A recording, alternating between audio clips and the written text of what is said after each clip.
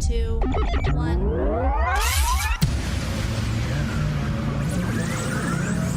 Ready. Just relax and enjoy the ride. INCROWD815, INCROWD815, INCROWD815.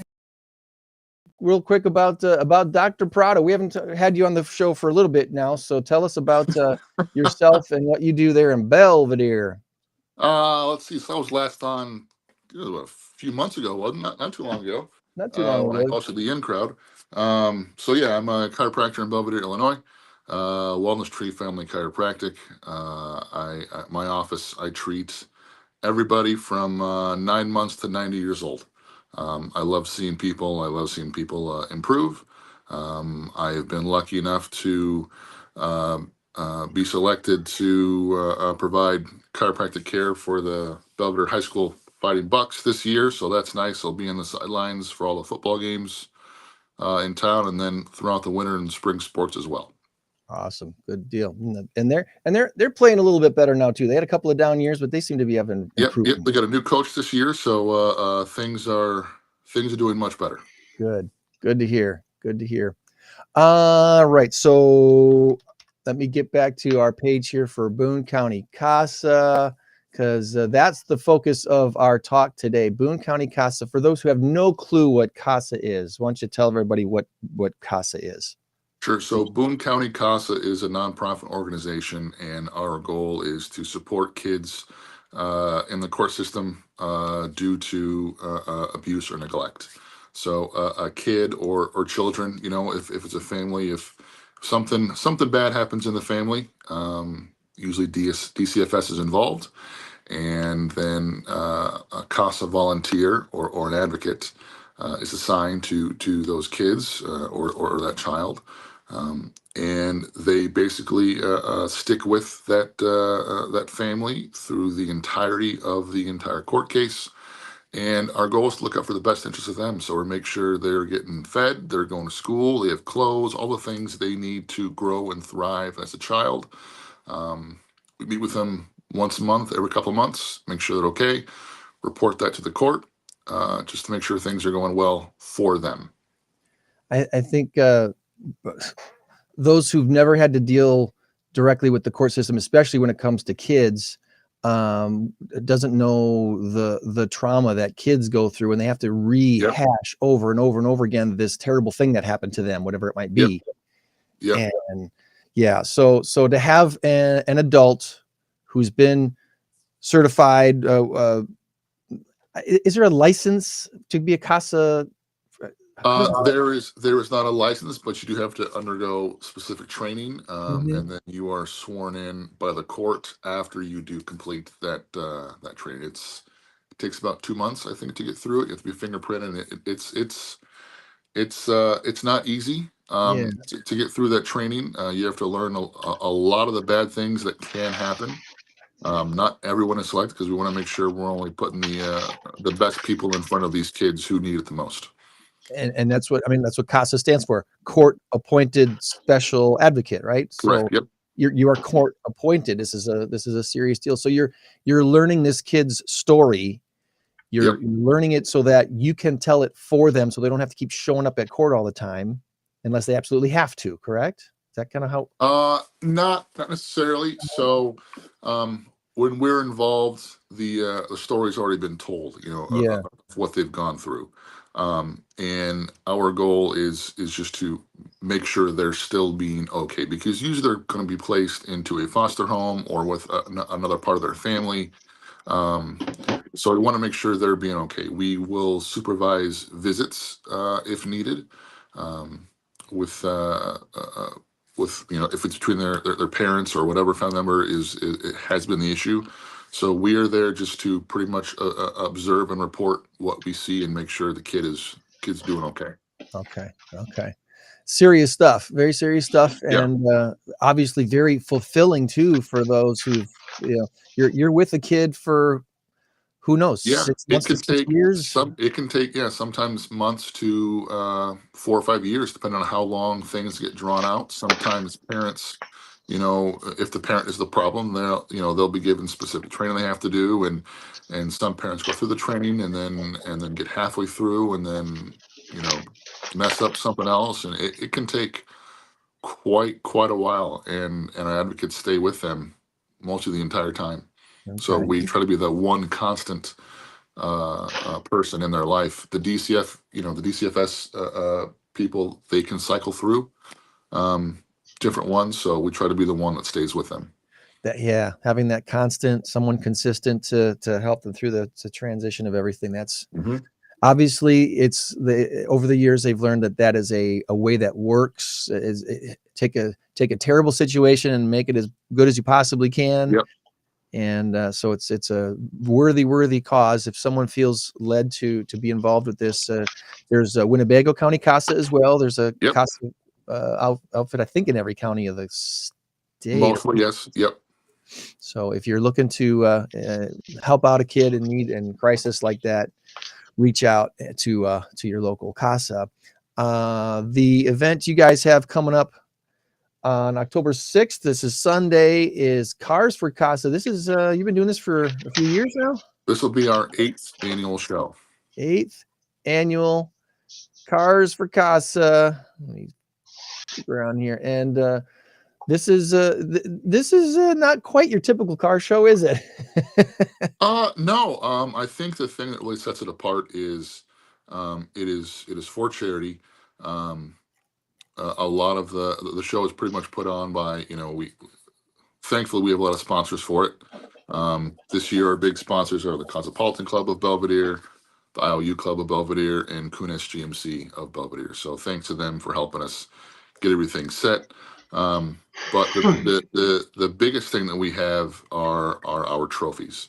I don't have any pictures right now because I'm working on them today, but the trophies that we have, they're all made from old car parts, airplane parts. A couple of friends of mine, we just clean and weld and put together and clean again, and they are a sight to see. Some of them weigh about 50 pounds. We had one last year that was about 100. And then a lot of smaller ones too. A lot of the car guys, they're not on the young end, of things, so we can't have them too heavy. But I figure if it's real heavy and they hurt themselves, hey, at least they know a good chiropractor to come see. So, do you have free delivery? Like if I were a car owner and I had a '57 Chevy, I would probably say, I'm not putting that in my car. You're going to have to bring it to my house.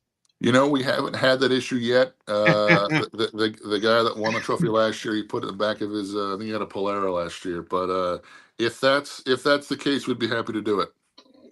Those are awesome looking trophies. There's some Oh yeah, photos. there they are. Yep. Some of these trophies that are handed out at Cars for CASA. This was from a couple years ago already. Yeah, that's pretty good craftsmanship. I was expecting like a muffler hanging off and a steering wheel over here. No, that is some pretty good craftsmanship right there. Yep, we spend a lot of time on it. A couple of friends of mine, Tyler D'Alessandro and Mike Roman, they have the welding skills. That's not me, but I help source all the parts, sandblast them, clean them, clear cut them when they're done, and they do all the technical stuff because it's not me. That is fun. That fun. Really is cool.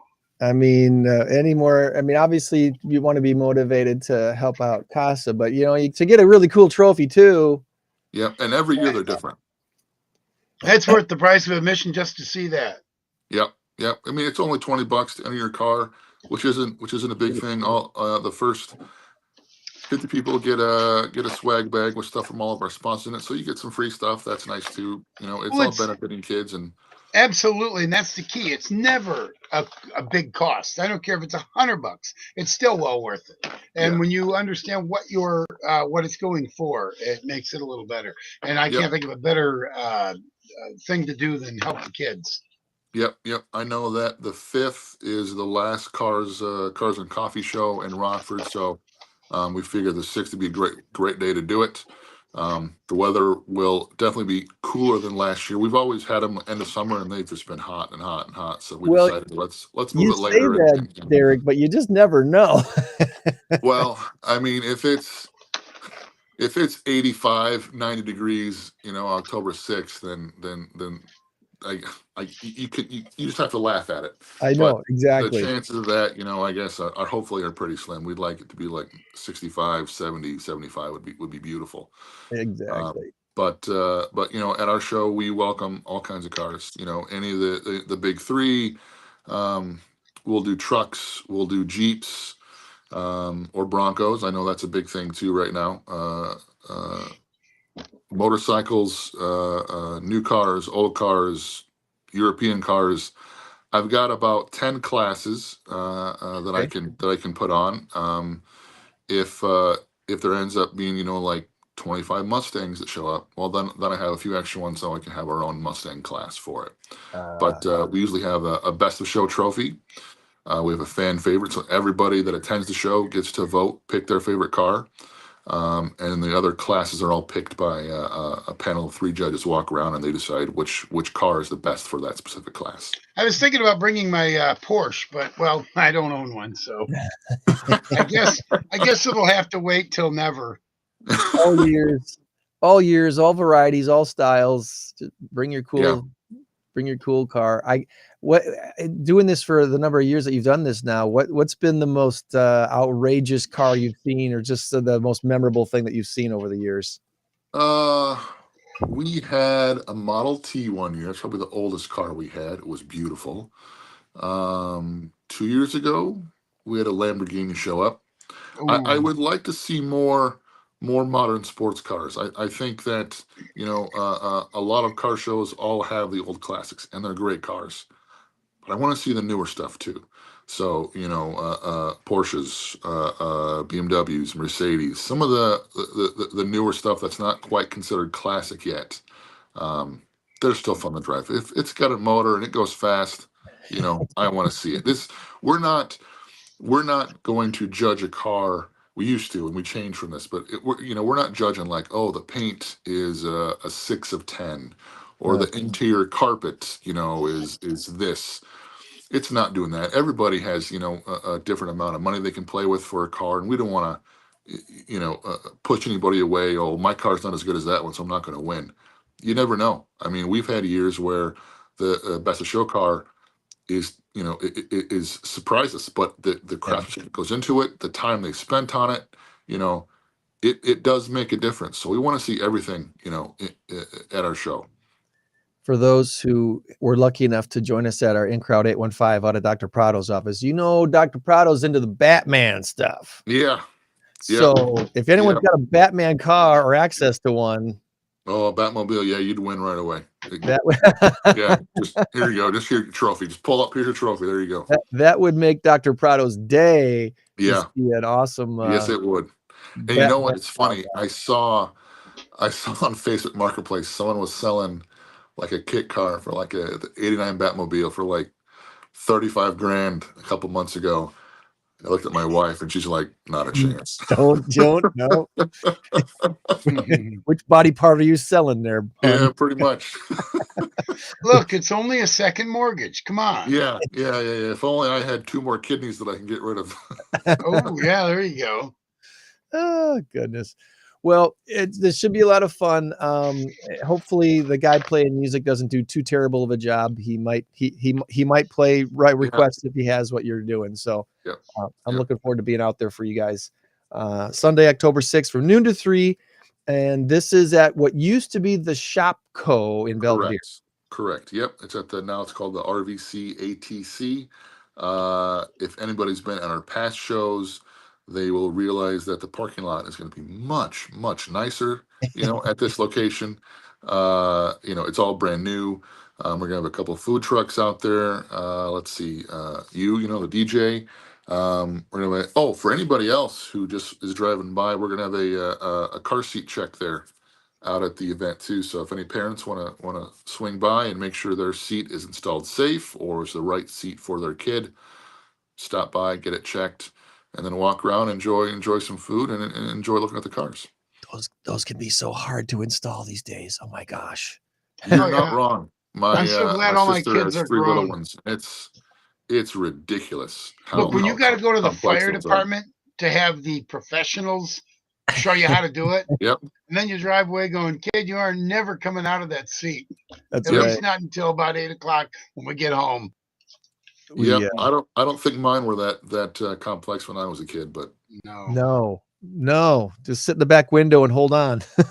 or sit. Any of you ever sit like above the seat, like between like the speakers and the window in the back? Yeah, I've done that Oh, before. Oh, yeah. No problem. That was fine, right? And those- Absolutely. We're still here. We survived. Come on. That's right. Oh, I got one for you. When I was little, talking about things you never should have done. When I was little, my dad had a motorcycle, the one with the seat on the back and the saddlebags, right? So I had a family of 4. My dad would drive the motorcycle. I would sit in front of him, laying over the tank.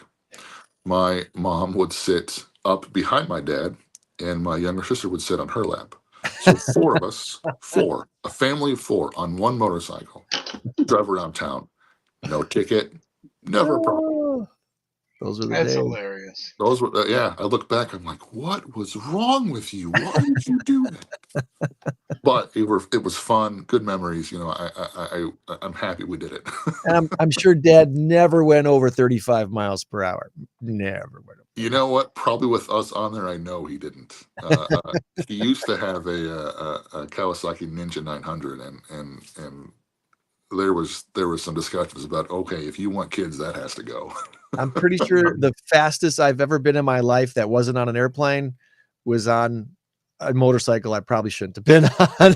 You're probably going 84 miles an hour, right? No. I was on a Suzuki 850, and I was working weekends at B103. It was then Light 103 and BEL. And I was doing a Sunday morning thing, and it was about 6:30 in the morning. I needed to be there by 7.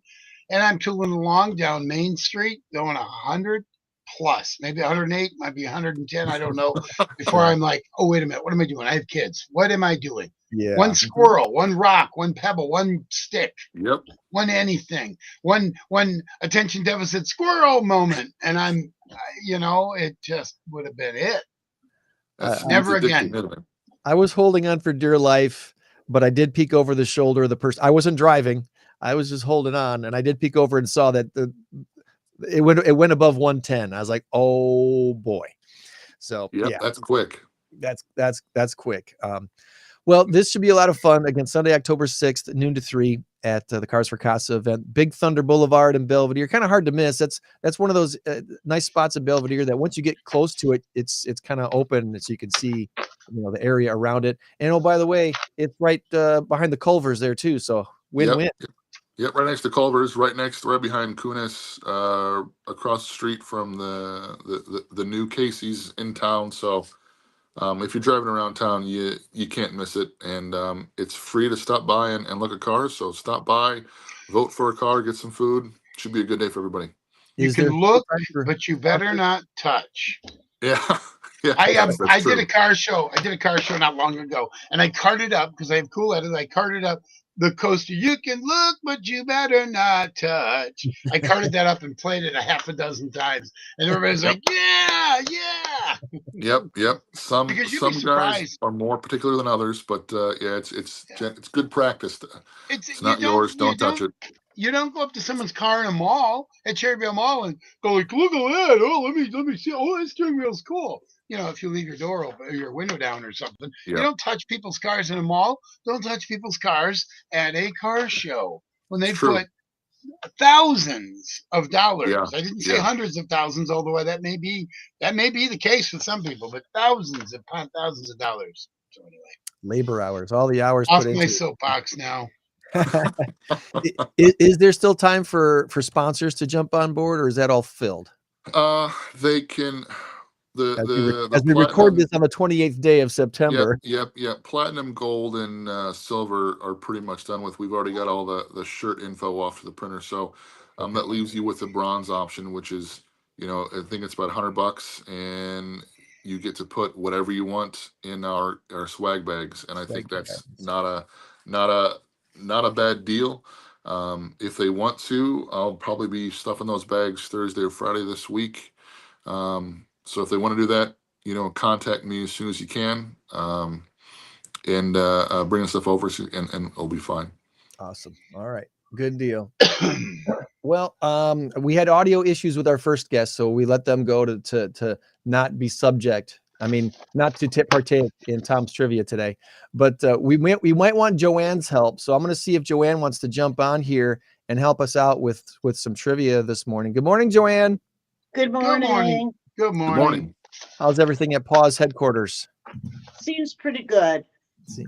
You had dogs, quite a few dogs a week or two ago, so. Well, we're supposed to get dogs today. I think we're getting 4 new dogs, and there's one dog with a very sad story. Okay. All right. Well, maybe we'll get into that a little bit later. Right now, it's Tom trivia time, and Tom, let's play this as a transition. Ready, go.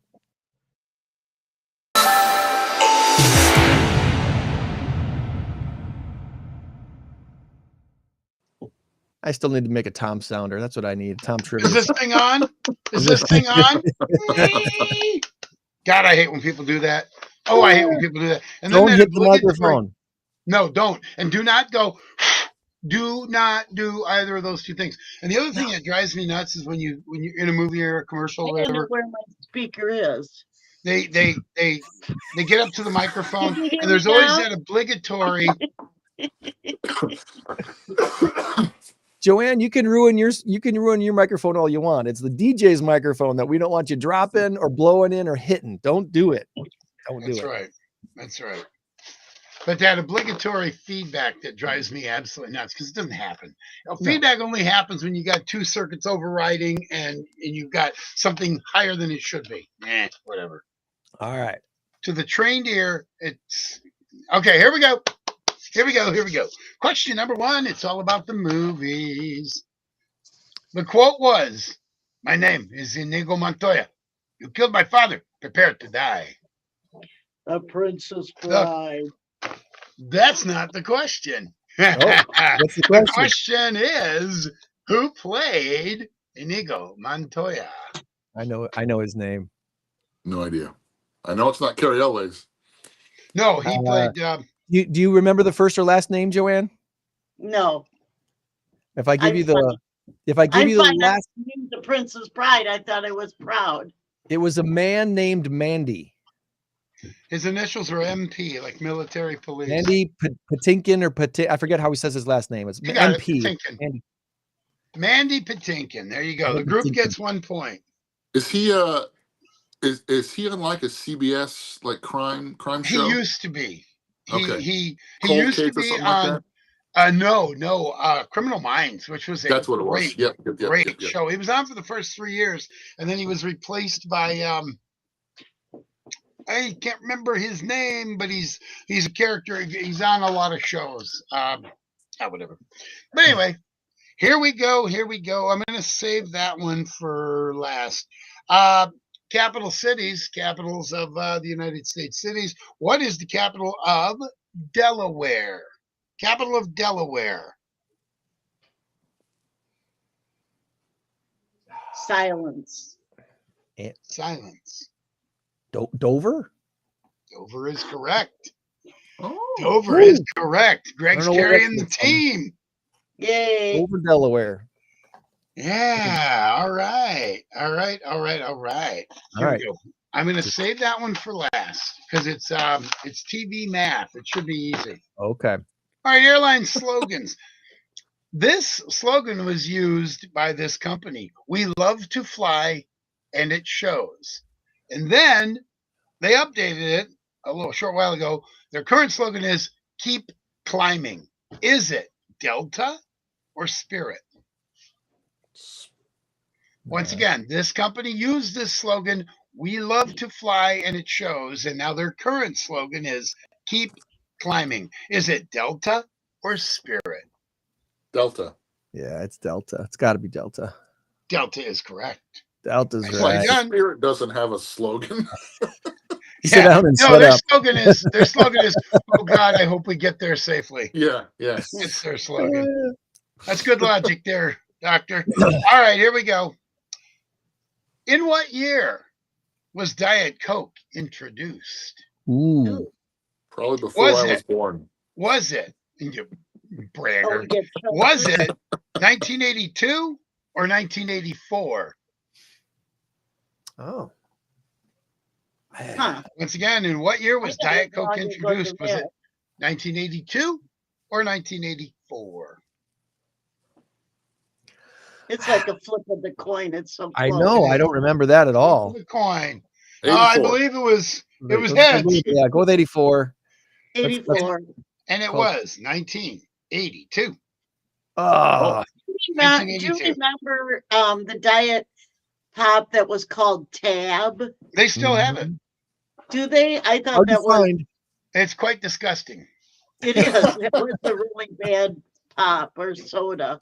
I It's guess kind of pop- like aged motor oil. It's okay, I suppose. All Did right. they still sell Tab? Yes. Yeah. Oh, Oh, we have some friends that's their drink, and I'm like, how do you find that? I don't even know it's still. Oh yeah, we still find it. I'm like, okay. That classic scene, Mm. Back to the Future. Give me a tab. Hey, you want a tab, kid? You got to buy something. Give me a Pepsi free. And you know, if you're going to order, you're going to pay for it. I love that. Anyway, all right, here we go. We got a couple left. Which came first? A&P or Piggly Wiggly?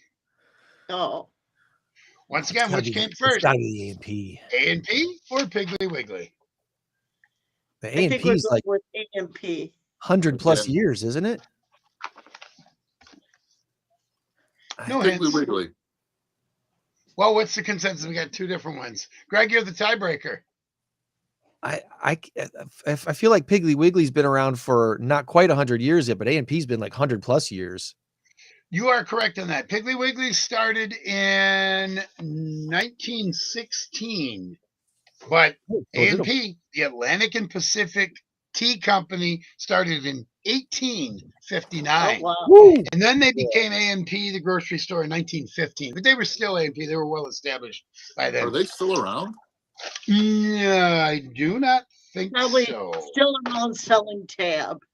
Piggly yeah. Wiggly wins. Piggly Wiggly is. Not, Piggly not, Wiggly not is. often. There's some in Wisconsin. I don't know about Illinois, but Wisconsin for sure. There's one out in Galena. Okay, all right, very good. And there's one in Beloit, and there's one in Edgerton. So, all right, Well, all right. We got one more, and then a local one if we want. This is TV math. Are you ready? TV math. All right. The number associated with, by the way, here's the way it works for those who have not done it before, which would be you, Derek. You will add up the number associated with all three of these and then give me your final tally. All right. The number associated with John Ritter's last comedy before he passed away during the taping of it, not like on set, but during the taping of it. Number 2, Johnny Depp's first TV role. And number 3, Kiefer Sutherland's CIA drama. The numbers associated with all those, add them up. Okay. So the drama is 24 because it was the TV show was about the 24 hours, right? Of Kiefer Sutherland. So 24 is the last one. Johnny Depp was in a show called 21 Jump Street. That is correct. Was he really? He was in 21 Jump Street. So we got 21 and 24. But the John Ritter, the only thing I could think John Ritter that was in with had to do with number was Three's Company. But it's not that one. It can't be that one though, because that was his first comedy. I want to say it's 8. You are correct. Was he in 8? 8 is 8 simple rules for dating my teenage daughter, which they then shortened to 8 simple rules. Be 53. What's that? 53. 53 is correct. 53. Woohoo! 53. Yes. Way to go, team. So, Tom, yes, this is a good time to ask you, especially for those who are playing in our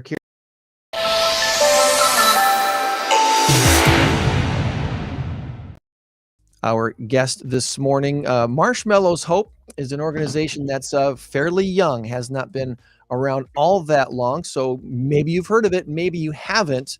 And we are lucky enough to have Laura to come on the show with us today and explain all about what Marshmallows Hope is all about. So Laura, thank you so much for joining us on the show today. Thanks for having me.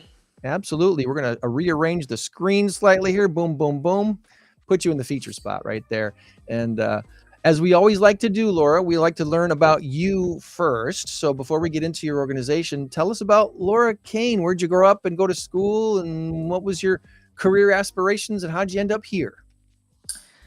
Well, so I actually grew up in Florida. I grew up in a little town called Davenport, right in between Orlando and Tampa. Disney World was my first job. And I worked there until I was 21 doing like customer service and character entertainment. So it was a lot of fun. And when I was 28, I moved here to Rockford, Illinois. So the majority of my career was in sales and customer service throughout my lifetime. Okay.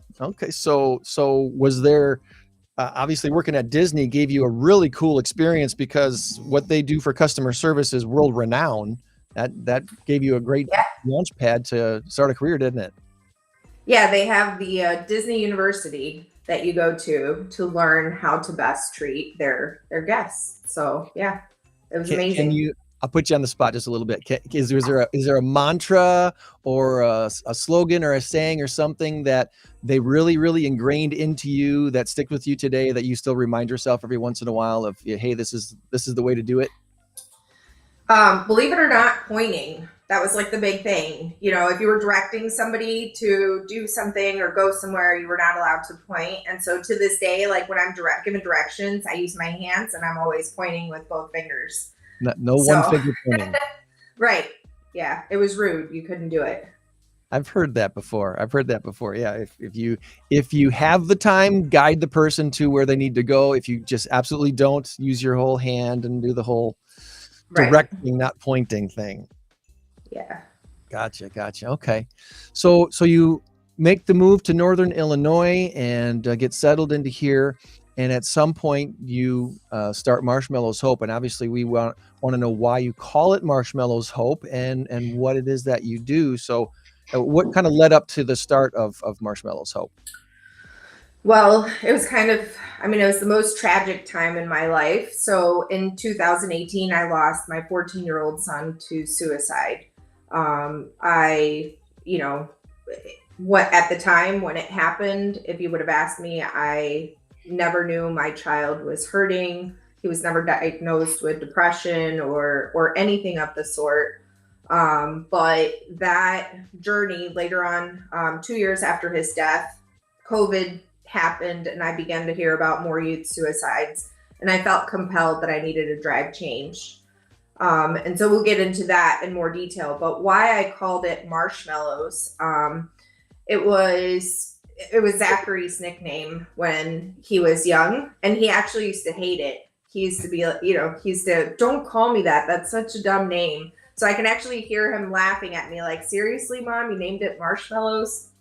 But I just didn't want it to be like the typical Zachary Burkholz Foundation or, I wanted people to I wanted it to be catchy and for people to ask questions, right? That's a lot of wisdom in that. I believe there's a lot of wisdom in that, especially like your experience working with Disney and stuff. You kind of realize it's things can easily fall into the mass white noise that is our life. So to stick out, you got to do something a little bit different. So kudos to your choice to do that. Thank you. And HOPE is actually an acronym for Hold On, Pain Ends. We want to teach people that pain is temporary, or it becomes manageable. And if you just hold on a little bit longer, you'll get through whatever it is that you're going through at that moment. That, you know what? That's the first I've heard of that. I'm putting that in the chat right now because I want to see that in print in front of my eyes. HOPE, hold on, pain ends. Man, that's great. That's encouraging because we need to hear that. We all need to hear that. It's not what's the way to put this? I guess we are not all immune to sad feelings, to hurt feelings, to feelings. we all have a wide range of feelings that we deal with, and sometimes that's a wonderful, great thing, a mountaintop experience, and sometimes it's a valley. And trying to understand the person who doesn't consistently live in the meadows of life, the slowness of, and there are people like that, but most of us aren't. There's lots of ups and downs. So, like you say, your son never gave you any indication that he was struggling with stuff. And was there? I mean, hindsight being 2020, was there something that you were like, maybe that meant something that I didn't really grasp at the time?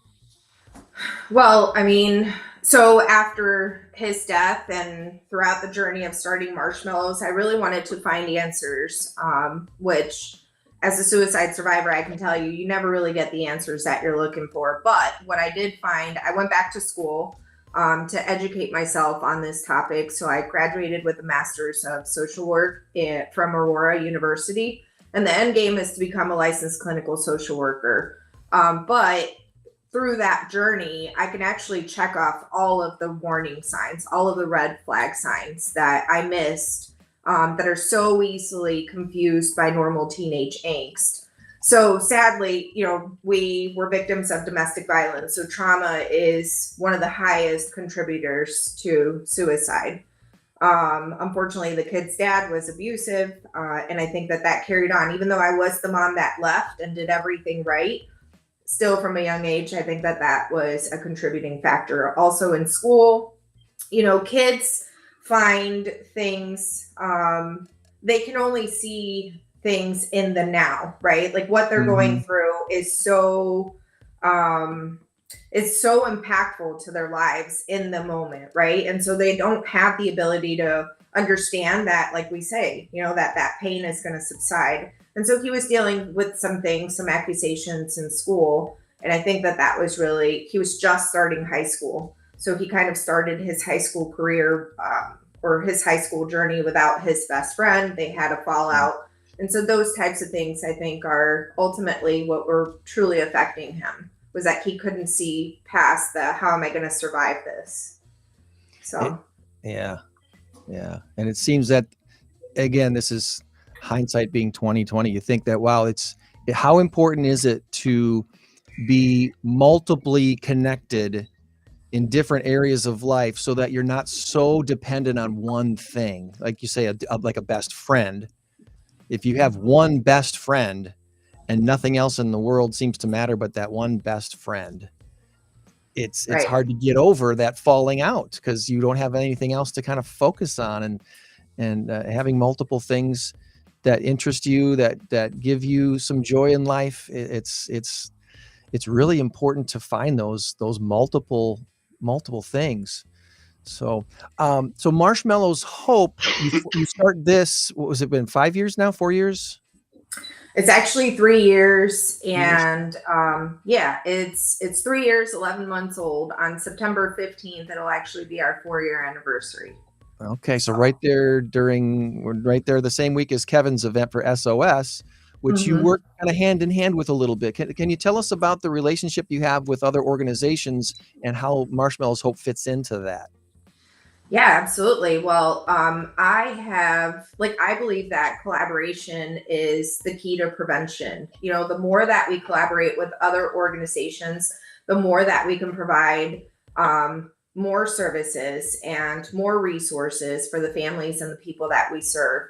And so Kevin Polkey's SOS, Shatter Our Silence, specifically, back during COVID, again, COVID was, extremely difficult for a lot of people, but I feel like that's really what pushed me into my greatest purpose. So during COVID, I wrote a book and Kevin reached out to me and said, hey, would you like to be on my podcast? And then after that moment, we hit it off and he invited me to be part of his Shatter Our Silence board. And so what we do through Shatter Our Silence is Kevin actually provides education about the at-risk warning signs for youth and young adults who may be struggling with suicidal thoughts. And so he goes around and he educates people in the community. So I've learned through that education is key to prevention.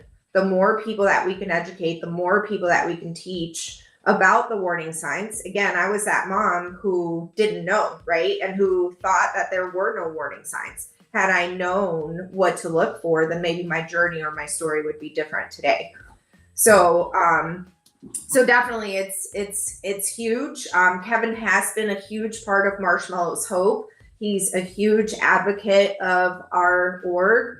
And he was actually the first person to truly believe in our mission, in our mentorship program.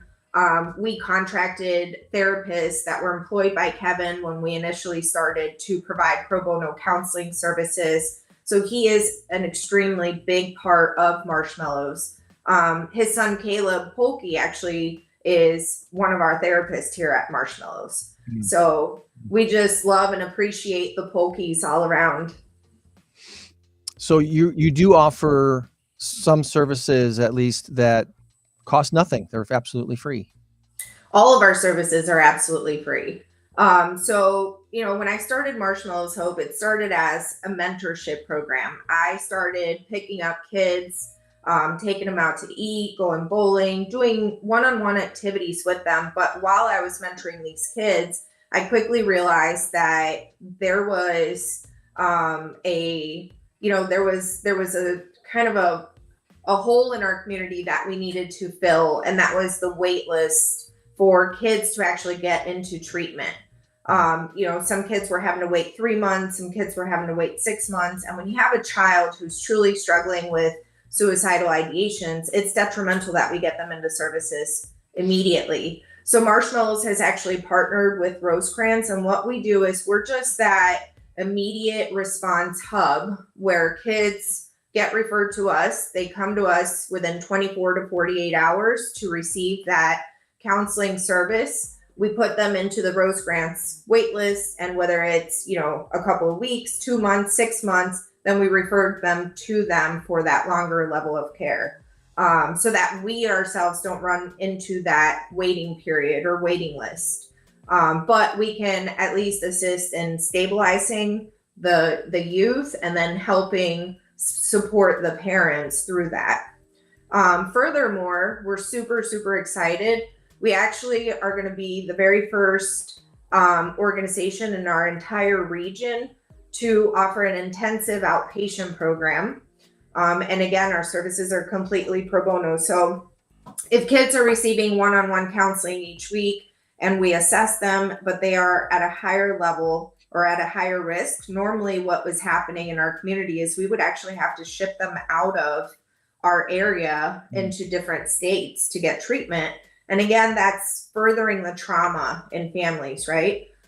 So we came together and thought, okay, what can we do? And we've now been funded by the state of Illinois, as well as Winnebago County Mental Health Board, to be able to open this intensive outpatient program. So we'll offer intensive treatment where kids spend 4 hours a day receiving clinical therapeutic, and evidence-based treatment, so that they can learn those coping skills to, again, walk that path in life that will help them become the productive members of society that we know they can be. That whole cooperation aspect of what you guys are doing, it's easy for a lot of us to look at stuff like this and think all these organizations are competing with each other, and there's such a spirit of cooperation. And as we were talking yesterday when we were chatting to get ready for today, there's gaps. It doesn't matter what you do, there's always a gap somewhere that you miss it for one reason or another, whether you don't see it or it's just something that you just can't fulfill. And yet you guys are doing your best to make sure that none of these kids, none of these needs slip through the cracks that exist, that are inevitably are going to exist. You're working. I'm just kind of scrolling through your website so people can see what they see when they go to marshmallowshope.org. You got some of your supporters here as the county and Winnebago County Community Health Board. What other kind of support have you received, or are you still looking for, that can help you do a better job than what you're doing currently? Well, so we were actually just awarded also by HFS, which is the Human and Family Services by the state of Illinois, so that our reach will actually extend into counties outside of Winnebago County. So we'll be serving all of the northern Illinois region, because again, nobody in our area is offering these intensive outpatient services. However, because we have such a huge area to cover, and all of our services, again, we don't charge families. We don't care if you have a higher socioeconomic ability to pay or lower. We don't even look at that. We just want to ensure that kids are getting the services. So we need the support of the community. We have a couple of fundraiser events throughout the year. Our biggest fundraiser is coming up. It's at Union in downtown Rockford on October 11th. If you go to the events page, you can actually see that.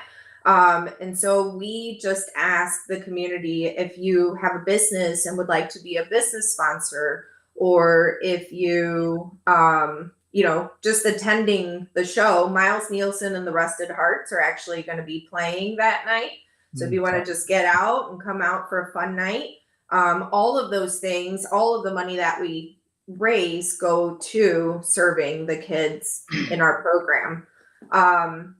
The other thing I want to mention too is we're super excited to launch this program. So on September 16th, which actually it'll be exactly 6 years to the day that Zachary died. That day, we're honoring his life and his legacy by doing a ribbon cutting ceremony at our new location, which is over by Cherry Valley Mall. And if you go to our events page, again, you can see the grand opening. We're going to have activities for kids, hors d'oeuvres, drinks, and anybody's welcome to come walk around our facility. So we're still trying to raise funds to help us build a gym downstairs in the basement, because again, when these kids are with us for that 4-hour period throughout the day, we take a holistic approach to healing. So we utilize evidence-based clinical treatment, but we combine it with soulful, like body, mind, soul, exercise, art therapy, and even gardening, to give you guys some examples of the activities that we do with the kids. Cool ideas. Very cool. So there's the Facebook page there. I think I shared that on the chat already. If I didn't, I will make sure to do that again here. Yep. Got your Facebook page up there. So Laura, you said something a little while ago that struck me. I think it's very important. You said that he had this one best friend. They had a falling out, and that may have contributed to whatever was going on. There were obviously multiple things probably going on. I think, my own personal opinion, I think it's so very, very important that you don't put all the eggs in one basket, that you have a multitude of friendships and uncles and cousins and teachers and whoever that you can turn to if you're feeling lonely and scared and all of that. And so many of us had those feelings when they were 10, 12, 14. Say, I'm one of them. I grew up with crossed eyes, and I grew up with, a lot of different things. And I always felt insecure. I always felt like I didn't have anybody.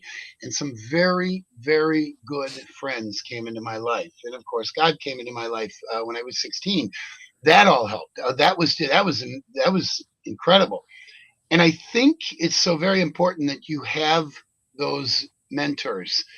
Is there anything that you work on that you can do to help foster that, like social groups and maybe even church activities or anything like that? Because I think they're very, very important. Yeah. So, when I went back to school, I learned about protective factors, right? So what a protective factor is something that can help somebody who may be in that darkness stay alive and survive. So for example, for a young child, it could be a pet, right? I don't want to leave this earth because who's going to take care of my dog if I do, right? Or who's going to take care of my cat? So that is the protective factor. So when we created the mentorship program, we created it with that in mind. And so what we do is we pair up the kids with a mentor. So the mentor becomes that child's protective factor. If the child is in that darkness, they at least have that mentor or that, that adult to go to if, again, they find themselves struggling. So, but other things that we do, we have teen groups so that kids can be with like-minded kids and kind of learn from each other and lean on each other. We're actually also developing an app where kids will be able to talk to one another all the time. So, because the reality is kids love technology. So we're in the midst of developing that. But what I suggest to parents, getting your kids involved, as you said, in church activities, sports, building that line of protective factors for your child will help them in the long run stay involved and feel whole. Because the reality is that as human beings, we were not created to be alone. That's why COVID was so detrimental to our youth, because we essentially isolated them and we took them away we took away their protective factors. So if you notice after COVID, we had a spike in youth suicides, but that's exactly what happened, right? We as parents have to be, just have to put those things in place for our children to make sure that they feel loved and nurtured. And we also, so one of the other things that we do at Marshmallows is we also educate parents on not only the at-risk warning signs, but how to validate their child's feelings. Sometimes as adults, and I'm guilty of it, we get too busy in our own lives. And it's not that we don't want to hear that our children are struggling or we don't want to see it. It's just that we, essentially we think, hey, you guys are going to be okay, right? But if our child in that moment is truly struggling and feeling like they're not good enough, we need as parents to really sit down and validate that. I see you, I hear you, and I'm sorry that you're going through this. And then teaching them, painting that picture of tomorrow for them, painting the picture of it's not going to stay like this forever. Because again, kids don't have the capability of seeing past the right now. Oh, I couldn't agree more. I couldn't agree. You said it earlier too. You said we just think it's normal teen stuff. Yeah, part of it is. A big part of it is. But it's that small little piece of the pie that's not normal teen stuff. And we have to be able to recognize that. And I think that's so very important. Yeah. This might sound a little silly, but one of the things that I've kind of recognized in the last 10 years of owning a dog, I've had to, someone reminded me, I think it was Joanne that was reminding me that, dogs, we've all are heard people that too. Dogs are the dog's life. A 1 year to a human is like 7 years to a dog or something like that, right? That's what we've heard. So think about what that means to a day. 1 day of a human's life is like 7 days to a dog's life. So when you're gone for a few hours, it's like you've been gone for a couple of days, No, that's an interesting point. I had not ever thought of that. My dog Knox, I can go to McDonald's and I come back a half an hour later. He's just tail wagging and all that. So what is that? That's a day and a half for him. It's been way longer than you think, and that's why they're so stinking excited when you come back. And I think, and maybe the reason why I'm bringing this up is we kind of got to see sometimes we need to kind of see our children in that light too, that they don't see, yeah, sure, they see us as being old, but they don't see themselves yet as being old. Right. How do you get them to see past this day and this week and this month and this year to say, yeah, we're looking at you, your whole life. And I know today hurts really bad, but 5 years from now, this is going to be a blip. This is going to be a small thing that you're going to go, oh, that changed maybe a little bit of the way I think. Maybe it changed a little bit of the way I treat other people. But it didn't end me. And there's more. There's more. So, is there, I know because your organization is so young, you probably have fewer quote unquote success stories than other longer established organizations have, but you've partnered with other organizations too already, which is really encouraging. Is there something that you can kind of start to focus on as far as a success story or a success partnership, something that you're just really, really encouraged by, that your organization is doing the right thing and going in the right direction? Well, so yeah, I mean, there's a lot of success stories. When I first started Marshmallows, obviously I was a one-man operation, right? And we now have 14 employees, which when I sit back, I'm like, oh my gosh, like how did we How get did that here? happen? Yeah, so it's crazy, and we're getting ready to hire 4 more before the end of this year. But no, as far as a success story, when I myself was mentoring, I will never forget one of the first youth that I mentored was the same exact age that my son was, and he was going into high school. And his mom heard of me and was just desperate. Like, my son wants to end his life. I don't know what to do. So I start talking to this kid, and I'm like, hey, like, I took him out to eat, and we were sitting at a restaurant, and I asked him, I was like, why do you want to end your life? And he looked at me and he said, my haircut isn't good enough. My clothes I get made fun of for not having name brand clothes, and my teeth are crooked.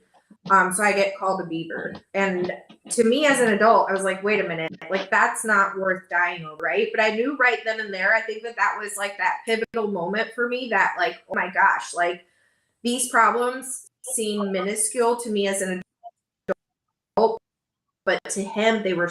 And so my solution time was like, let's take him to give him a makeover for his hair. And we actually, one of the things that we do is we support families with dental braces and dental care because it is so expensive. But anyhow, fast forward, he was just going into the 9th grade. And then here we are 4 years later. He's now graduated high school. He's on his way to college.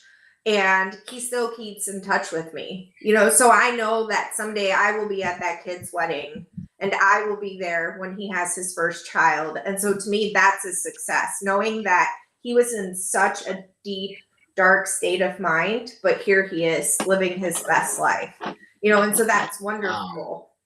It's amazing. That's awesome. You know what I mean? And we get to see those small wins.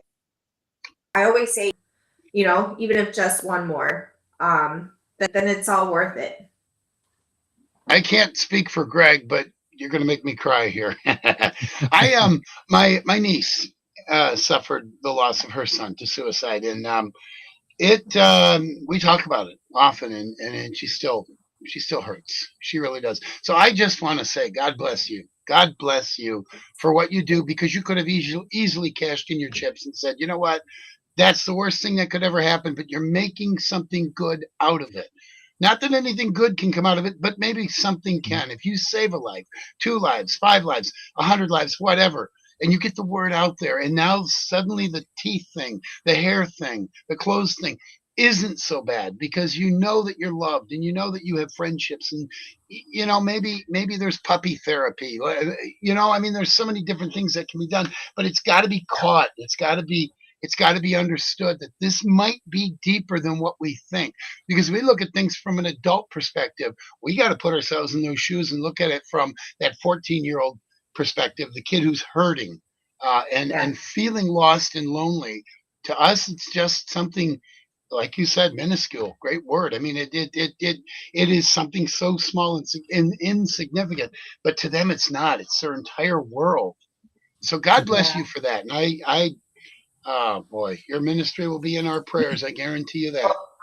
Thank you. And when you talk about God, I didn't know God at all when before my son died. Like, he was more of a genie bottle, right? Like somebody I would go to and say, hey, I need this. I didn't know what it was like to have a relationship with Christ. I won't go into that too much, but what I can say is that this isn't me. It's all been God that has given me the strength and has given me the ability. I'm just a vessel.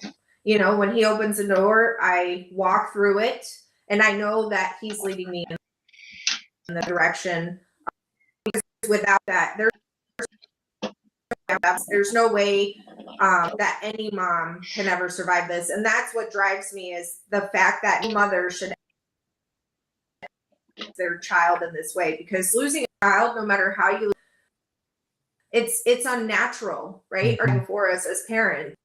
And so that in itself, it like does something and it disturbs our system. But losing one to suicide, it builds complex, and it's something I can't even describe in words. Like we are forever changed in this journey. And so the other side of Marshmallows is we offer suicide survivor support. So completely pro bono grief counseling to suicide survivors, meaning somebody that's lost a loved one to suicide. We also have suicide survivor support. And I can tell you that within this journey, some of my greatest friends have become moms that have lost a loved one to suicide or child to suicide. And it's because moms grieve at a whole different level. Like it changes us. It changes our just who we are. I will never be the Laura that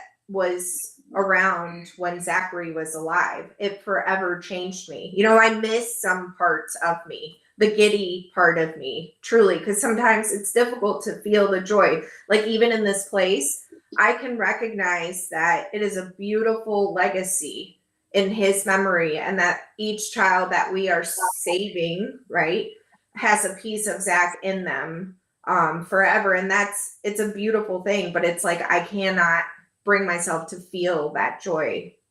And it's almost 6 years later, you know? So it definitely changes us and changes who we are.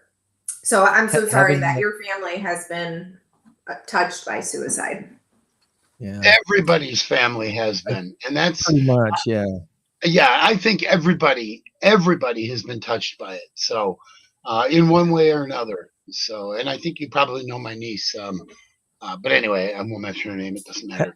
Having that group of moms that has had that shared experience is so important. I mean, to give each other permission to be giddy again, to give each other permission to continue on living, knowing that, you know what, that's what your child would have wanted, really, when you really, really think about it.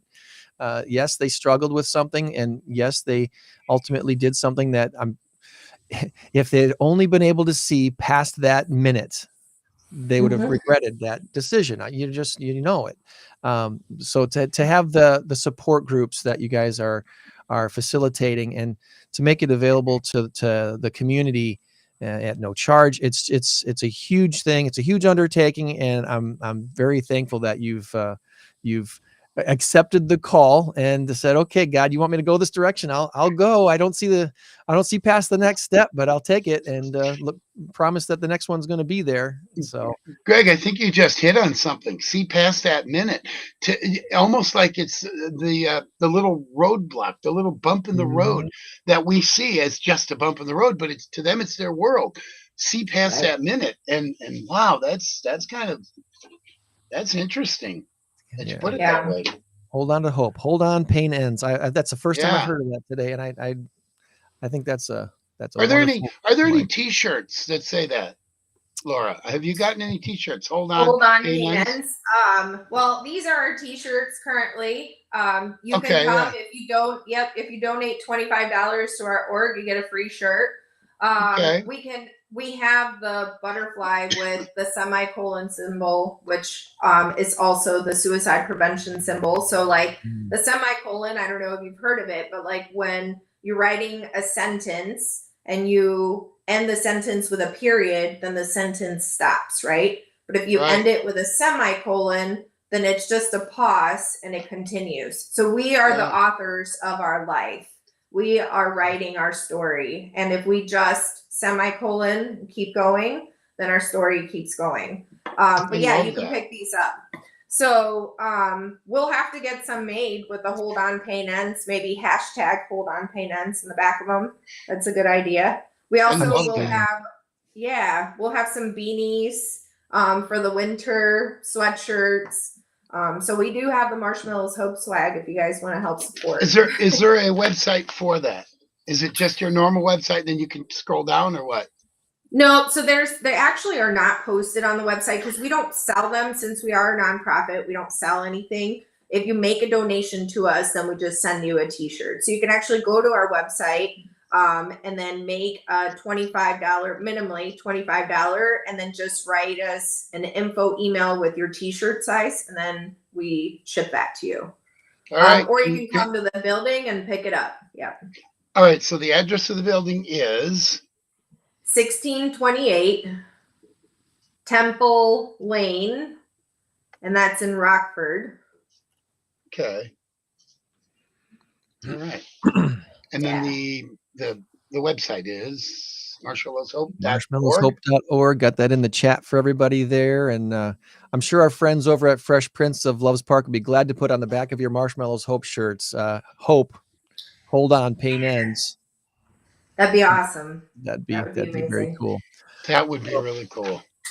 Laura, is there anything that we did not ask you about today that you wanted to make sure we touch on? I know we've opened up all different cans of worms. We could have chased bunny trails for hours, but I think you summed up your organization pretty well. Is there anything that you'd like to make sure we add before we move on today?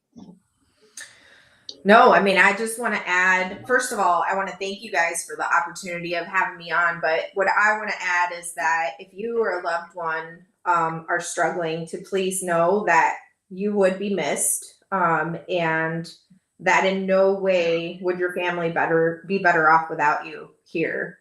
And so please know that we have incredible resources in the community, whether you're an adult or a child. If you reach out to us, we do have amazing partners in our community where we can refer you to. We also have a veteran program that we can refer you to. And so again, it doesn't matter your age. You don't have to suffer in silence. There's help and there's hope, and we're here for you. So although this organization was started and inspired because of a teenager situation, this is not a teenager organization. This is for everybody. Yeah, so our services are pro bono to ages 9 to 26. Okay. And then for suicide survivor families, there is no age limit. Doesn't matter what age you are. If, for example, we have a 27-year-old or a 30-year-old who's struggling, we have partners in the community that we can fast track them into for either no cost services or very low cost services. Nice. Yeah. Good deal. So marshmallowshope.org. Again, we got the link in the chat. Makes it easy to go right to their webpage and see all the stuff that's going on. Check out their Facebook page and all the events that are going on as well. And I want to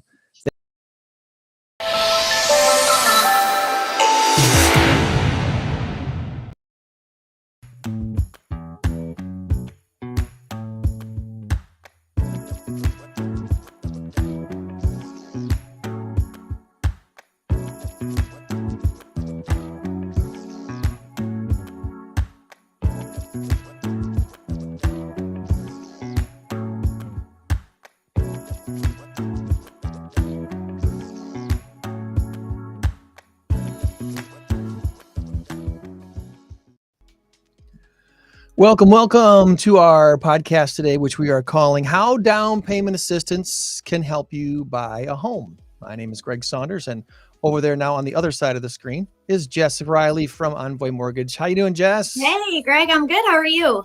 Wonderful, wonderful. It's a beautiful day in Northern Illinois, and happy Monday. Time to talk today. Yes, absolutely. Well, as we get started, we want people to know they are welcome to share in the comments their questions, and we'd love to hear where you are listening and watching from today, even if it's not in Illinois. Let us know where you are at, where you're from, and the number one thing, if you have any questions for us today, and if we don't get to those questions during our live portion of recording this, we'll try our best to get to them afterwards as well. But we really pride ourselves on being able to help our clients get the best outcomes possible. And sometimes that's fairly simple and easy to do, and a lot of times it's very difficult to do. So we're going to talk about some of that stuff here today on this podcast. So feel free to put in the comments where you are listening and watching from, and we're going to hang out here as we do this, record this live. Not everyone likes to do this, Jess. So I applaud you for doing this with me in this format. Oh yeah. Hey, anytime I get to talk to you, Greg, I'm happy. Appreciate that. Appreciate that very This doesn't scare me. I think it's fun, and hopefully we get some interactions too. If we get questions going and stuff, I think it would just make it awesome and valuable. Well, we do have some folks also. I did get the Instagram feed to work. So we got some Instagram folks that can watch as well. And if you put your comments, questions there, I'll try my best to see them. Those won't pop up on my screen like other ones will. So You got a lot to look at. You're like checking screens. there's a lot. I feel like a TV producer. I was only in TV for about 7 or 8 months. I never had to do anything like this. I worked at a local TV station making graphics and running cameras for news. Yeah. In the studio. I was not a out of studio person. I was an in studio person. So yeah. But nothing like this. This is all wild. I got the easy job. I just got to look at you and you tell me what you're seeing and what questions are coming up. And well, let's start with the most difficult question of all, Jessica Riley. Who are you? Where'd you grow up and how'd you find yourself in the mortgage lending business? Yeah. So, okay, boy, let me start with, I went to NIU and I got a degree in business. I have been in the Rockford area my entire life. I never really left. So I grew up here. Even when I went to NIU, I commuted. I was working while going to college and graduated in 2010, which didn't used to be. What did you go to? Let's not miss the high school. What'd you say? Which high school did you go to? I went to Harlem. Harlem. Okay, you're a Harlem Husky. All Harlem right. Husky. Harlem Husky, NIU Husky. I've just been a Husky my whole life. So then I was commuting when I went to NIU a little bit. Actually, I finished up at the NIU Rockford campus, which was fun because our class sizes were really small. So if you don't know about NIU Rockford, or if you haven't explored that as a college option, it was awesome. So that allowed me to work. I started working at a bank at that time, which is how I eventually ended up in mortgage lending in 2010. And then I have just, I've been in lending ever since, been in mortgages that entire time. So I kind of found myself really enjoying where I was working, and they were like, hey, we'll hire you after you graduate. And in 2010, like, if you had a job, that was a great thing. It was right after the economy collapsed in 2008. For those who might be too young to remember that, the economy was building up to a point where in 2008, a whole bunch of stuff hit the fan. A lot of stuff that shouldn't have been happening that was happening. Yep. We don't need to get into all the details of that, but the cause of that crash, those factors really don't exist today. Correct. Yeah, it really changed the whole atmosphere of lending, and a lot of things changed, but specifically kind of in the lending arena. So when I started in 2010, it was a really interesting time to get into mortgage lending. A lot of people were exiting the business and telling me don't do this, and it's a really hard job, and guidelines definitely tightened up and things like that. But I feel like I was coming at it a good time because I didn't know how it was prior to 2008, like in 2005 and 2006 and 2007. So I feel lucky in that regard, and yeah, I've been in lending ever since. I've got a background working for a local bank, working for a credit union, and now working for Envoy. Envoy is really just a bank, a retail mortgage bank, but we only do mortgages. So it's really what we specialize in, and have some of the, different products and programs, some of which we'll talk about today. Okay. So that I think is an important distinction to let people know is Envoy is a bank, although they don't do checking accounts or savings accounts. Correct. No credit cards or car loans or anything like that. We only focus on mortgages and HELOCs now too. Okay. So that's an important distinction between other types of mortgage companies that might be out there that don't have the banking products that you might be able to offer to everyday folks who are looking to get a mortgage and buy a house. Correct. Exactly. Yep. Okay. So, and we're going to get into that here in just a little bit. My background, I spent 20 years in broadcasting. Never, ever thought I'd get into real estate. This was not my path choice. This was not my plan A at all. I thought I'd be in radio for my entire career. I loved being in radio, which is probably why I still love doing the podcast and doing stuff like this. But I grew up in southeastern Wisconsin, little town called Wind Lake. I went to Muskego High School. I did do some college up at UW Stout in the Wisconsin system up there, but decided to drop out when my grants and my funding was going to end, and I was going to have to start taking out loans. And I looked at what school, and this was back in 1989. Okay, so even in 1989, I was looking at it going, okay, do I really want to take on this much debt and have this career path?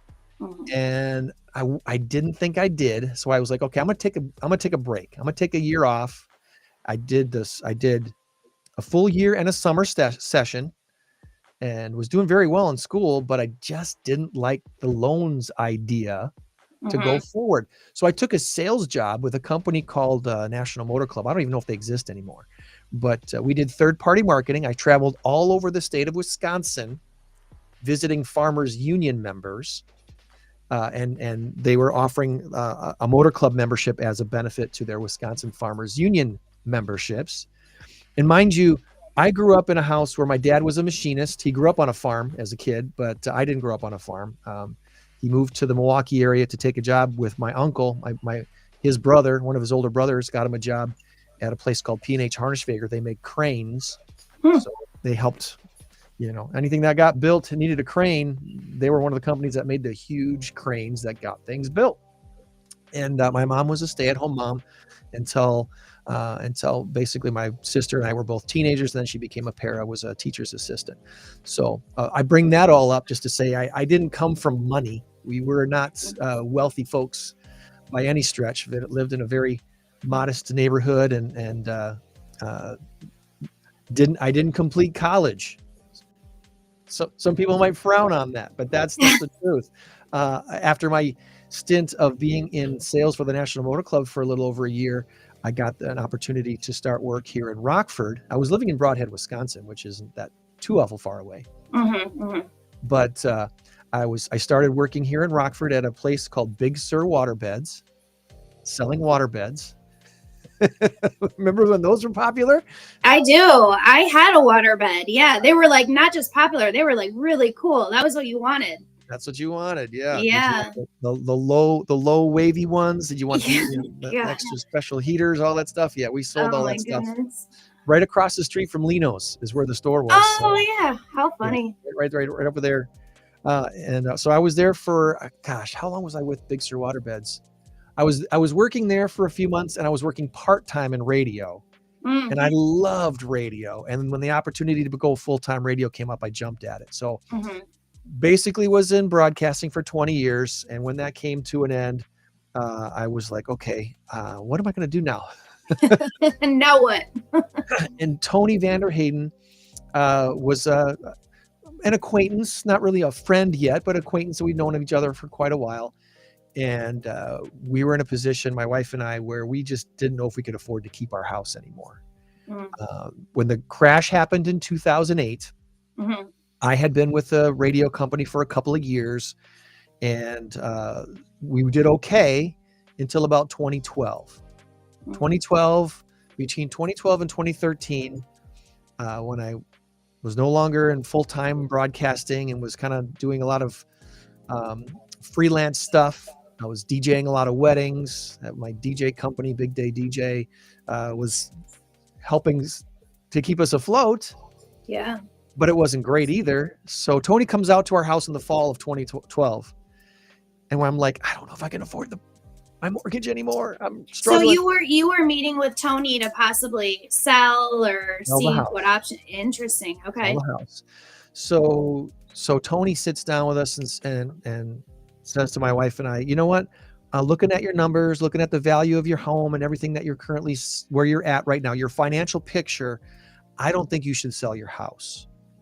I think you should keep fighting, keep going forward, see what else comes up for you. But I don't think it's a good time for you to sell your house yet. This is a realtor who I'm talking to, okay? And I think it's important to bring that up to speak to Tony's character, because if any other realtor had come to our house, more than likely they'd have said, "Yep, the sign here. We'll put a sign in your yard in next week." Not Tony. She looked at our overall situation and said, "You know what? I don't think this is the best course of action for you. Keep fighting. See where you land." So fast forward to 2013. And the spring of 2013. So this is 11 years ago, almost to the month right now where we are today. We have her come back out again. And I'm like, I haven't improved much, Tony. I don't think we can afford our house. And she goes, "Well, you know what, Greg? Your personality is very similar to my buyer specialist, Laura's personality. I think you'd work really well with buyers. Would you consider getting into real estate?" And I'm like, I had never considered it. But if you say I can shadow Laura for a couple days and see what she does, I got nothing to lose. Yeah. What were you doing at that time? Were you mostly just doing like your DJing and stuff? I was DJing weddings. I was substitute teaching. So all different, anything. Yeah. So this would have been in June of 2013. Okay. So nearly 11 years, very close to. Spent a couple of days with Laura and I was like, I could do this. This looks good, fulfilling. She loves what she does, helping people buy homes, and a lot of times it's their first home. Yeah. This is a fulfilling career to try. So I dropped everything. I enrolled in the classes at the real estate office here in Rockford, and I became Tony's assistant. So from July to September of 2013, I was Tony's assistant, weekdays, taking classes when they were available, and I got my license in September and closed my first house in November 1st of 2013. That's my birthday. There you go. November 1st. We'll celebrate. So from November of 2013 till today, I've closed probably 420 something houses, and it's been a great career. I've really loved doing it. Yeah. Part of the positive of doing this job is meeting folks like you and partnering with you on things, and finding out that some folks they want to buy a house and they just don't know what to do. Yeah. So they call folks like Tony. I'm going to throw this up on the screen. So they call a place like Sold on Tony. They're like, "Hey, Tony's team, I want to buy a house. What should I do?" And one of the first things we tell them to do, get pre-approved, get a loan. One of those places you can call is Envoy Mortgage. And Jessica Riley, here's her contact information. We usually give a few other recommendations as well, so people can kind of shop around, because it's a good idea to take a look and see what personalities you mesh with and what options and what programs and products are available to you. Because mortgages are not one size fit all. No, and that's what I tell clients this a lot. Like, most of my good friends are, from real estate, and a lot of them are lenders, and everybody has different products and programs and options. And so what might not work at one place might work somewhere else. And there's a lot of really great local lenders. And so we're very blessed in this area in that regard. And I would just encourage people to stay local, where, you're not just a number. We, know your name, we know your family. We'll be there at closing. I was at a closing this morning, and first time home buyer and her mom. It's just always fun. It just keep it local for sure. Yeah, absolutely. So let's start from the beginning. What is a home loan? What's a mortgage? And when people hear things like FHA, VA, USDA, so many acronyms. Loan, what is a mortgage, and what's the best fit for most people, I guess? Or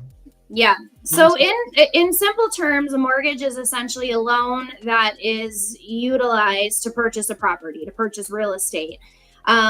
So I guess the place to start is just with contacting a local lender once you make that decision that you want to buy a house. And even before then, it's a good idea to take some action and take some steps towards improving your situation. So that might be different for everybody, but that might mean, working to save up some money which we're going to kind of get into some grant options and things like that later. But, saving, never a bad idea anyways. Even if you don't need the money for closing, have some money set aside in case of an emergency.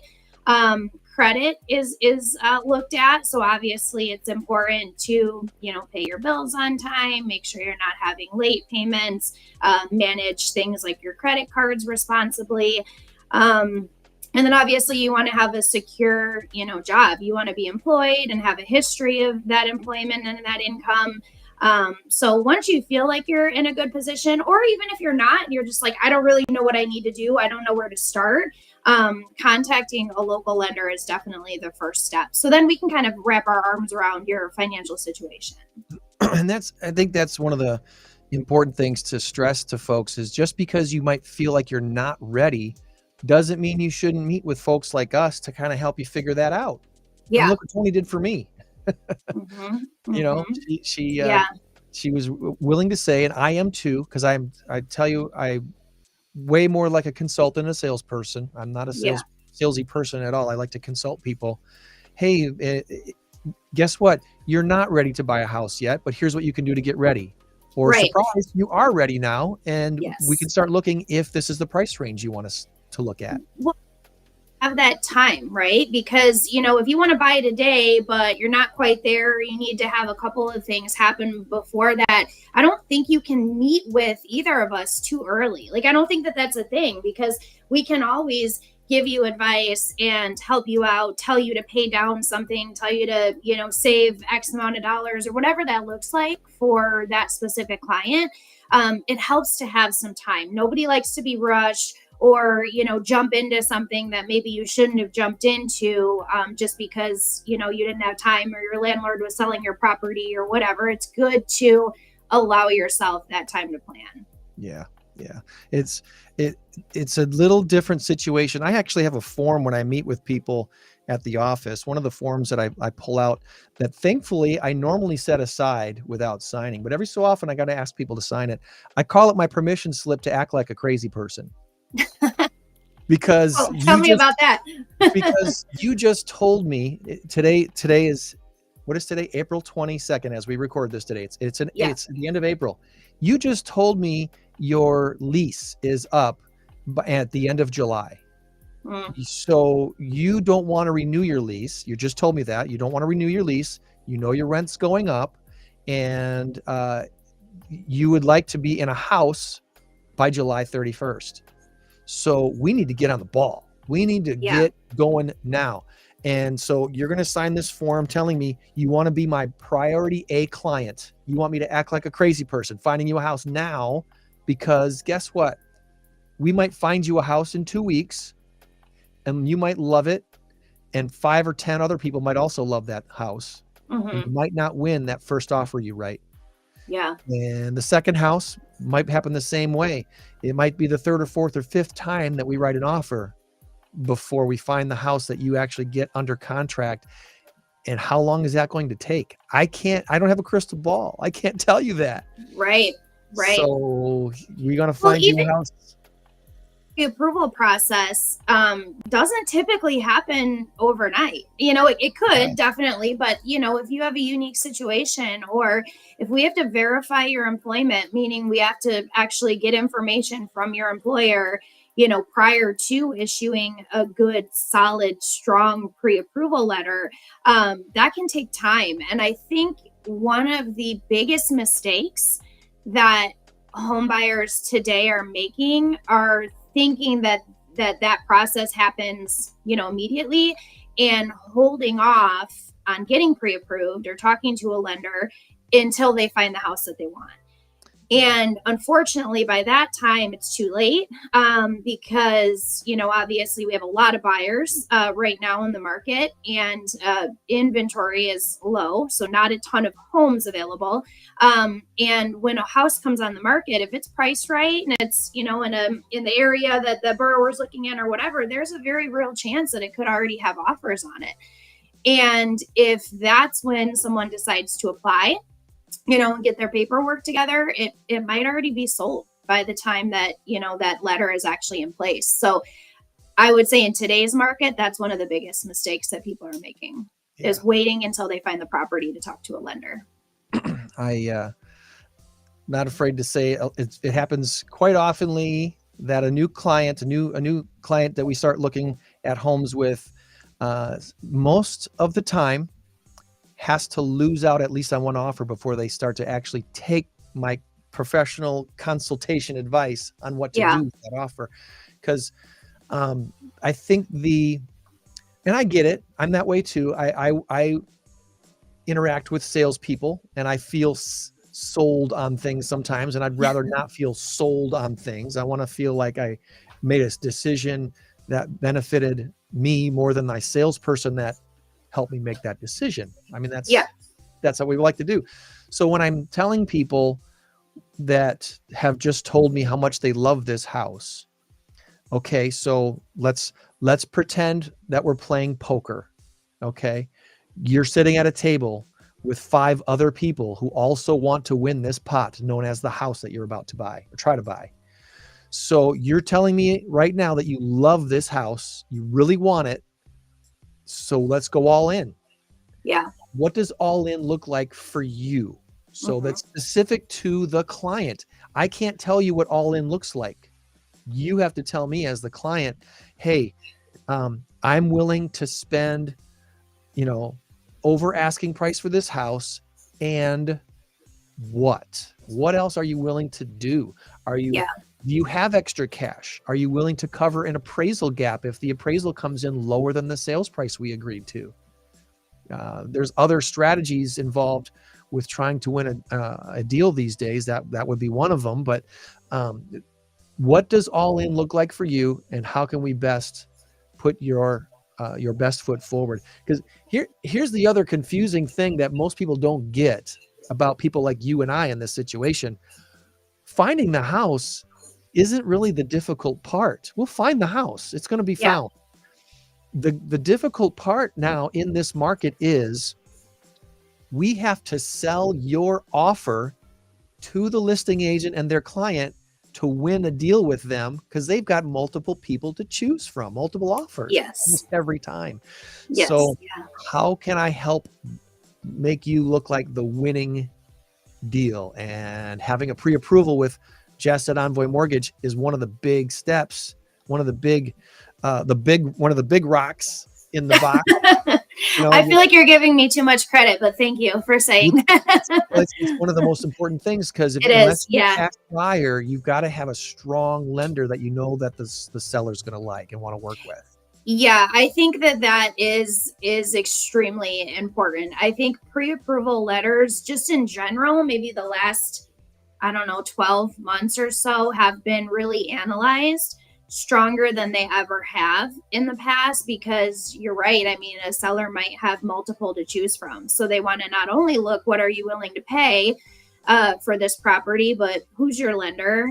Do I know them? Do they have a history of closing deals, or do they have a history of, things falling apart later on? And, can we reach them? If we need something from them, are they going to communicate with us? Are they available at night or on the weekends when a lot of banks are closed? I mean, all of that stuff is looked at. What type of financing, a buyer has, that's considered by a seller. Right. It really is. It's all part of the mix, and they've got decisions to make, because it's the price might be the most important thing on the contract offer, but it's not the only piece. Right. There's a lot of different pieces, and the price might be 20 to 25% of the overall picture of the importance of what's going into the offer. So it's more than just price. Well, some of the questions that we've heard about lending and mortgage loans these days, we just kind of defined what a mortgage is. How are current interest rates affecting affordability? Interest rates have been a topic of conversation with a lot of our clients, because just a couple years ago they were historically low. And now we're back to normal, and people feel like they're high, even though they're really high. So I mean, I get it, right? Like, I mean, we're gonna always compare today's rates to where rates were just a few years ago. I think that's normal human nature. So especially for younger clients who don't know any different. All they know is the past, we'll say 5 years or so, but we've had a really, really long streak, not just during COVID, but even prior to COVID, of sort of abnormally low interest rates. And I'll say that, like, when I started in 2010, rates were between 4 and 5. And during that time, there was a huge refinance boom. For my first couple of years in lending, I just did refinances. I was just doing refinances over and over. And I learned a lot, but not a lot of purchases happening at that time, because I remember I bought my first house actually in 2010. And I remember thinking, like, gosh, I'm so smart. Like, look at how smart I am. Like, locking in, 4.25%. Because interest rates have never been this low. They're never going to go lower than 4.25%. And I refinanced that loan, and once they dropped below that. So even going back further, again, going back to 2010, which is when I started in the business, they've sort of been abnormally low. And then during, the COVID years, I'll call them 2020 and 2021, early part of 2022, they were just, at levels that I don't know that we'll ever see again. So, kind of reminding clients that this is more normal. Between 7 and 8% is where they're at right now on a 30-year. And that is historically more normal for a mortgage. That being said, though, I would never sit here and be like, well, they're not that low, and that, this is typical, because it does affect affordability. Meaning, obviously, your payment is going to be higher at a 7% than it would have at a 5%, right? So one of the benefits, I think, of starting early and getting pre-approved is so you can determine your price range. And a lot of people that are applying now, aren't really sure. And that is fine. That's common. Every time I call it like an initial consult with a new buyer, just so we can hear a little bit more about their goals and, what they're looking to do. Do they have a house currently? Do they need to sell that house? Is this their first house? We do that initial consult. And a lot of times clients are like, I don't really know, what I can buy. I don't know, what price point I should be looking in. So a lot of times we end up working backwards from where they want to keep their payment. Mm-hmm. So for example, if a client says, well, I want to buy a house at $350 and put minimum down, but I want my payment to be $1,800, it's not going to work. It doesn't line up, right? So we're kind of restructuring things maybe now more than ever, based on not only interest rates, but property taxes, homeowners insurance, which is not getting any cheaper, and just being realistic with people of, okay, if you want to keep your payment at $1,800 a month, here's what you would need to do, assuming you put this much down. So we run a lot more numbers than I ever have up front to make sure that people aren't shopping in the wrong price range. Right. Because nobody wants to get under contract and then find out, their payment is too high and they're not actually comfortable with that. Even if a buyer qualifies there too, I'm very conscious of like, okay, here's what you qualify for, but are you comfortable with this? Because we're not always considering all of your expenses either. I have a lot of friends that their biggest expense right now is daycare, right? Mm-hmm. Daycare expenses can be a mortgage for some people. So your expenses better than I do. And so I always ask people, is this comfortable for you? And if not, then maybe we need to, or like bring down or adjust the price point. And that's the important thing to remember, I think, is it's not, the rate is less important than the actual monthly payment. Yeah. And one of the things that being a homeowner is a big benefit to a lot of people is you can lock in a rate for 30 years and you don't have to worry about your rent going up every year because you've locked in a rate. And the only thing that's going to change is your property taxes and your insurance payments, possibly. Yeah. And that can fluctuate, but not as much as most rent adjustments fluctuate. Well, and let's be honest, I'm a landlord too. I have 5 rental properties, 6 doors. And I only say that because when taxes and insurance go up, your rent goes up too. right? Like we have to, as landlords have to keep up with that as well. And, you know, those things have not been going down. And that's why I think you've seen a lot of rental increases as well, as to keep up the cost of some of those things. Yeah, that's important to know. Sticking on the interest rate theme here, do you foresee interest rates rising or falling in the coming months? And do you think it's, you know, is it important to lock in a rate now? Is there a buy down option that some people should consider? What's the act right now? What's Lots the to cover.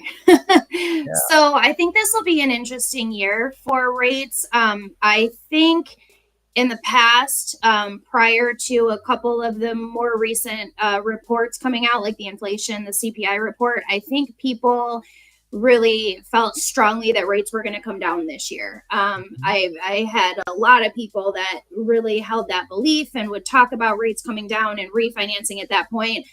And I don't personally see them coming down significantly in the short term, meaning, you know, probably this year. Mortgage interest rates are very closely tied to inflation. And if inflation is going up or not going down like the Federal Reserve wants it to, interest rates are not going to come down. So when inflation gets to a point where the feds believe, you know, okay, things are getting better, things are getting more under control, only at that point do I see interest rates coming down. So I only say that because I would encourage people to kind of consider that. I think I talked to a client actually this week that last year when interest rates started to go up and they were, you know, 6%, they held off. They're like, oh, we're going to wait. You know, interest rates are going up. We're going to hold off. And, you know, now they're looking at 7 and they're like, gosh, I wish we wouldn't have waited. And that's what I fear for people is, you know, if you are going to wait until interest rates come down, just understand that that might not be for some time. And then on the same side of that, when interest rates finally do start to come down, I think we will see a flood of home buyers look to enter the market, right? People who did decide to hold off, which can drive prices up, right? The more competition out there, it's going to bring prices up. So, you know, waiting might not be in your best interest. No. Now, that being said, Envoy specifically has programs to combat the interest rates, not necessarily combat because the rates are where they are, but to allow you to have a lower payment for the first few years of your mortgage in order to keep your payment more affordable in the short term. And hopefully get you to a point where you can refinance. Even if you don't, it is a fixed interest rate mortgage. So we have what's called a temporary interest rate buy down that can be seller funded for either 1, 2, or 3 years. And what that means is you need to get a seller credit in order to utilize these programs. And it would keep your interest rate 1, 2, or 3 points lower for those first few years. So this equates to hundreds of dollars monthly that a client can save, that a new homeowner can save by using the temporary buy down program, and typically thousands of dollars throughout the first few years. And now, after go up on a scheduled time. Correct. So for example, I'll just use a quick example, the 2-1 interest rate buy down. If the rate that the borrower qualifies for is 7%, right? That's the rate today where the borrower qualifies. A 2-1 buy down would be 2 points lower for the first year. So that client would start out at 5 for year 1. Then it would adjust in year 2 to 6%. And then for year 3 through year 30, it would be fixed at 7%. So this is not an adjustable rate mortgage. It is a fixed interest rate product. And I think it's also important to know that we qualify that borrower based on the 7%. So the highest the payment would ever be. So we're not putting anybody in a bad situation. We're having these conversations of, you know, hey, this is your payment year 1, this is your payment year 2, and then it's going to adjust to this at year 3. And let's just say 3 or 4 years from now, interest rates are wildly different from where they are today. They could be way higher or way lower. And if that's the case, you got a decision you can make. You can refinance if you really want to. Yeah, I think it's a win-win because if interest rates go up, you're still locked in fixed at 7% or wherever wherever the rates were that you were eligible for today. So if they go up, you're going to be really happy that you have a fixed interest rate loan. And if they go down, you can apply to refinance at any time. So it's kind of a win-win for current homeowners. It's to tackle that affordability aspect. And secondly, Envoy just came out with a new program. It's called a lender funded 1.0 buy down. It's 1 point lower for the first year, no seller credit involved. So both of these programs are great options depending on what you can negotiate into your contract, seller credit or no seller credit. Okay. And that's, again, one of those strategy things with your offer is that you can talk with your agent and your loan officer about, is this a smart thing to do? Is this going to help me win a deal? Is it going to help me afford this house if I win the deal? These are all very important questions to answer even before you go looking at houses, really. Right. You want to get this stuff. And that's why it's important too to have those partners who are truly on your side. Your lender should be talking to your realtor and your realtor should be familiar with your lender and, having these conversations because utilizing like the seller funded buy down, for example, affects what you're going to offer, right? And you're going to want to write in a seller credit if you can get that for when you write up your contract. Absolutely. I put in the chat links to our websites, and I want to bring up those real quick so people can see what they find when they click on those links. If you go to the envoymortgage.com/jessica.riley, this is the page that you're going to find. Jess, it's got Riley. my full name, Jessica, right? My government name. There you go. Licensed in Illinois and Wisconsin. Got a little backstory going on here. The different loan types, loan process, mortgage calculators, frequently asked questions, all that stuff. A bunch of reviews as well, and explanation of the Envoy business so you can understand what Envoy is all about. My website that I'd like to send people to is greg.northernillinoishomesearch.com. So my face might not pop up right away when you bring it up because I'm on Team Sold on Tony. As I explained earlier, I'm a part of a team of agents that has an awesome admin team that helps us take care of a lot of our paperwork. We have listing specialists that work exclusively with sellers, and then myself here working exclusively with buyers. So that's what you'll see if you go to our websites from those links today. Is there anything that a potential home buyer can do to strengthen their loan application in such a competitive market that we're in right now? Is there some piece of advice that you're giving people to say, here, let's make sure we include this on your loan app so that we can give you the best product available to help you aid you in your home purchase goals? Yeah, I encourage full disclosure. So what I mean by saying that is, if you're applying for a home loan, which the application process is super easy, that's something that I go over on those initial phone call discussions, but include all of your assets. As an example, that's one that people leave off a lot is, I'm going to include my checking account, my savings account. My savings account has my down payment funds. This is good enough kind of thing. It's a little bit easier, maybe a little bit less paperwork.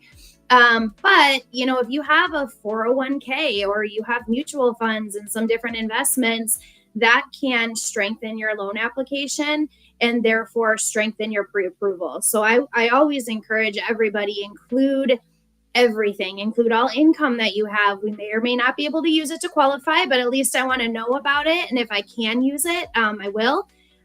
Income has to be documented. Assets have to be documented. So of course, anything that you disclose on your loan application, we're going to ask for documentation of. So I think 401k is just an easy one because I think people are like, I don't really know where my 401k statement is, which to be fair, I also don't know where my 401k statement is.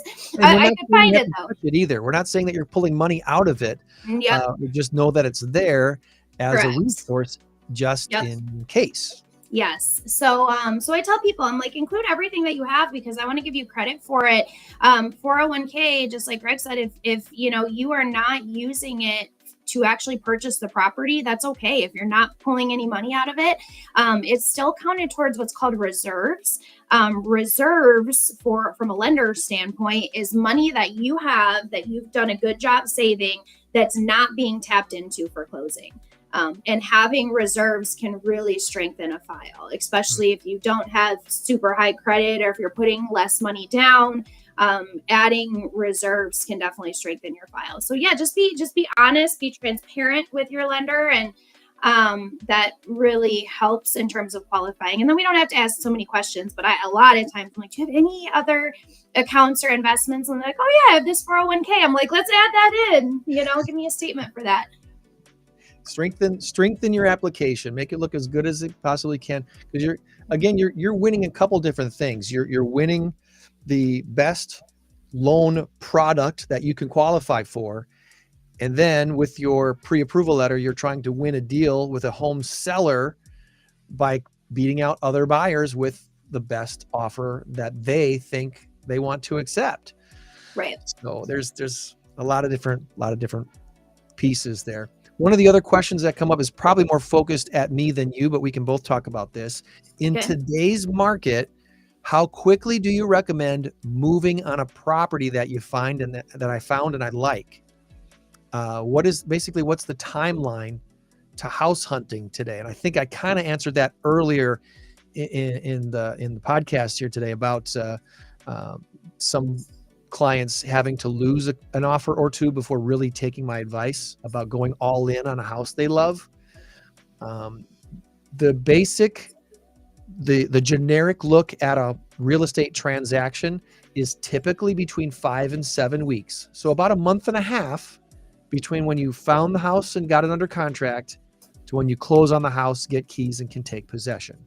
That's very generic. That's not how every transaction goes.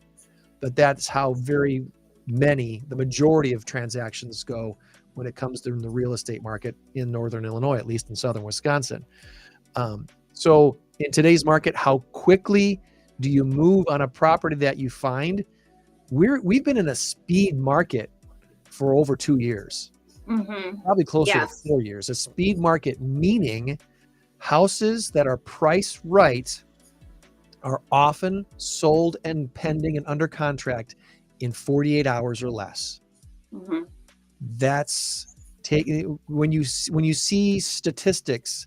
There's a statistic called days on market, DOM, and the days on market in the Rockford area has been as low as like 20 days or 18 days. I think at one point, in January, it was down to like 18 days, but that is all properties sold in the previous month. Some of those properties were sitting on the market for months before they finally realized they needed to lower their price because they were asking too much. Right. Other properties were just very poor condition, and it took a long time to find a buyer willing to take on the poor condition of the property. And then you have, I would say, the majority of homes that hit the market. They're ready to be sold. They're ready to be lived in. And you can write an offer on them the day that they hit the market and close probably 5 or 6 weeks after that. Yeah. So how quickly do you move on a property that you like? Today. Yeah, immediately.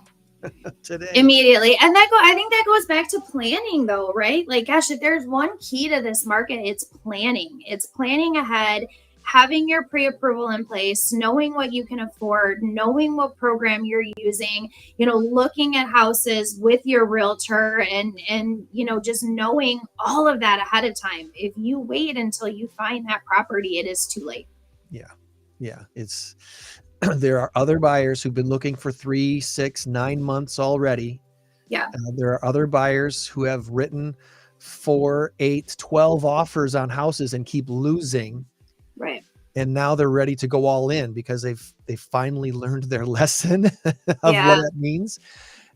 So what are you going to do as the first house I got really lucky. I got fairly lucky here with one of my most recent clients who was a referral from a past client. So they knew I had worked with a family member, that I had helped them, and it took us a while, but we got the job done. We got them their house and we won them a deal.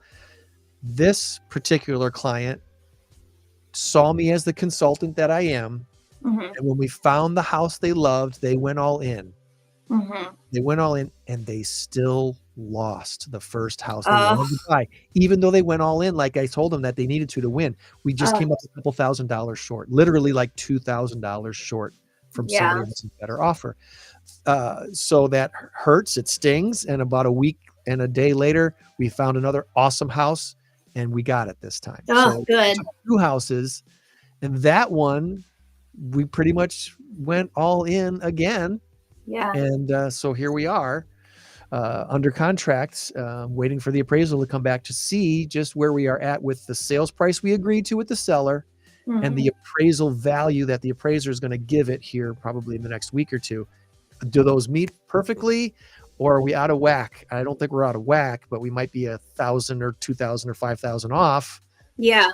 And where do we go from there? I think too, it's important to kind of note though that does happen where you don't get the first house or the second house or the third house. And, I said the key to this market is planning, but it's also patience and just kind of understanding that it's okay. And it just means that there's another one that's even better or an even better location. But it's really being patient and understanding that without getting down or, feeling upset. And I understand that's a lot of buyers are feeling that way, so lean on the team that you choose to, again, make your offers more competitive. Sometimes as simple as putting down more earnest money. When you make an offer on a home, you give what's called earnest money. And that's basically, I say it's like good faith money. I'm not going to change my mind or walk away for whatever reason. And so sometimes giving additional funds is more skin in the game, and a seller, might appreciate that. So kind of getting strategic with your team on how to make the best offer, but also understanding that, this market is unique and, willing to be patient. Yeah. Yeah, absolutely. Well, let's land this plane by going to the headline, which is down payment assistance programs. By the way, if you're just tuning in, I'm Greg Saunders with Team Sold on Tony at Keller Williams Realty Signature. I'm a buyer specialist on the team there. And then Jess Riley with Envoy Mortgage, there we go, is a mortgage loan officer you can meet with face-to-face here locally if you need to, which is a big deal in my opinion. It's very important to be able to work with someone who you can meet with face-to-face and get your questions answered by someone who knows what in the world they're talking about. So are there any specific government programs or down payment assistance options available for buyers in this current market? There are. I always tell people if down payment is holding you back from purchasing a home or even looking to see if you can purchase a home, do not let that hold you back. There is almost always down payment assistance available. Some of it is from a federal level. Some of it is from a state level. Here in Illinois, we have what's called IDA, IHDA, that stands for the Illinois Housing Development Authority. And IDA is a kind of umbrella organization that puts out various down payment assistance and down payment programs. And as long as I've been in lending, there's always been an IDA program. So I've been using IDA for a long time. Currently, there's actually 3 different programs that are available for buyers. All of them are percentage based, meaning they're a percentage of your purchase price, not of your loan amount, but of your purchase price. And in many cases, the down payment assistance can help out with not only down payment, but also closing costs. So depending on the grant that you choose, and do you want me to go through the grants, Greg? I don't know how much. Yeah. Okay. Yeah. So there's a forgivable grant available. It offers 4% of the purchase price. That one is capped at $6,000. and it is 0% interest forgiven over 10 years. So you have to keep that property, keep that loan, live in the home for 10 years. If you sell or move out or refinance, let's say in year 5 or anything less than 10, really, you would owe the prorated amount back to IDA. So meaning, if you got $6,000 at closing and you had that home for 5 years instead of 10, you would owe $3,000 back to IDA. You'd have to pay half of it back. Again, it's nice because it's 0% interest. So you're never paying back over and above what was given to you. But the longer you stay there, the more that's forgiven. So that's a forgivable. The second one offers a little bit more. It offers 5% of your purchase price. And this one is with a deferred payment. So what that means is it is repayable in full. It's 0% interest at the end of that loan term, or if you move out of the property. So let's say I bought it as my first house. I now made it into a rental property. When I move out, I would have to pay back the grant that I received at closing. For most people, I have to imagine it's going to be when they sell their property or when they refinance their home loan. That lien or that grant does get attached to their home as a lien. So we'll know about it. It's not something you can hide. But that 5% grant is available up to $7,500. So with $7,500, for a lot of people, that can cover their full down payment. And for some people, cover their down payment and their closing costs. Then the third grant that's available is a 10% grant. So 10% of the purchase price up to $10,000. So there's a $10,000 cap on that. That is repayable monthly at 0%. So again, 0% interest, which is nice, over 10 years. So if you receive the full $10,000, it ends up adding about $83 to your monthly payment. Which we factor in, of course, at time of closing when we're talking about what your payment would be.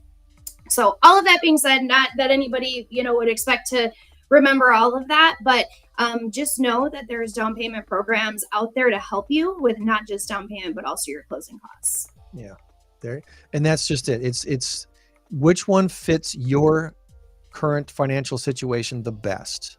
Right. That's what you want to talk to a loan officer like Jessica all about. And I guess as a way to land the plane for my side of things, and I think you'll agree, if people are waiting for rates to go down before buying their next house, should rates go down in any substance, the number of home buyers that are going to come out of the woodwork is going to shoot up home prices. Home prices will only increase if interest rates drop significantly. So what do you really want to do? Do you want to be a homeowner? Or do you want to play the game of the interest rates game, which is just it's not a game to play. It's it's like trying to. I bought a house last year, and this is what I tell people. I'm like, I love real estate. I believe in investing in real estate, both the roof over my head and as a landlord. And I bought a house last year when interest rates were not good. They had just gone up pretty significantly, and I'm still comfortable with my payment. Again, I look at payment very closely, and I'm comfortable with my payment. I know where I'm at in terms of rent, and when they do come down, I will refinance. But I'm not betting on doing that this year and maybe even next year. But at some point I will, and that'll be great. That'll just be additional savings to me. Yeah. Absolutely. Absolutely. Well, can you think of anything that we didn't touch on that we want to before we wrap things up? I think we covered all of it. I did. You know what? I'm glad you said that. I have one thing to say. Pre-approvals. We've been talking about planning and starting early. Pre-approvals are good for 4 months. And I forgot to mention that. And I think that that's important because even if you're not planning, let's say today, it's April, you want to buy closer to the end of summer. Start talking to us now. If you are pre-approved and everything looks good, that will get you all the way through the next 4 months. So it's important to know that. There you go. There you go. Good advice. And if you have any further questions for us, feel free to drop them in the comments here. We should be able to see them, and we're glad to help. Click on the links too. They're in the comments as well, so you can go right to our websites, and we'd be glad to catch up with you in person. All right. Cool. Thanks, Greg. Thanks for your time, Jess. Have a great rest of your week. You too. Thank you.